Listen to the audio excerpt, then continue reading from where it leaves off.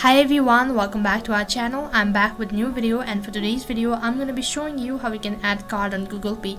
So I'll be guiding you throughout this video. Make sure to watch this video till the end and follow the instruction as guided. So first of all, you'll have to log into your account, and once you're logged into your account, next you'll be directed to the home page, and right on top you'll have an option as payment, and as you tap on payment you'll have a list of options. So from there you have to tap on payment methods. As you tap on payment method, on the other interface in the top left corner of your screen, tap on add a payment method, and after you tap on it, on the other interface you have to enter the card information. That includes entering your card or debit card number and then the expiry date, and after that you also have to enter CVC number, and then it is mandatory to enter billing address. And now once you're done entering all of the information, tap on submit, and after that, in order to verify, you'll be receiving 2 small deposit which you have to enter it, and after that you'll be notified that you've successfully added card on Google Pay. So that is how you can add card on Google Pay. That is all for this video. I hope the video was helpful. Make sure to like, share and subscribe to our channel. Thank you for watching.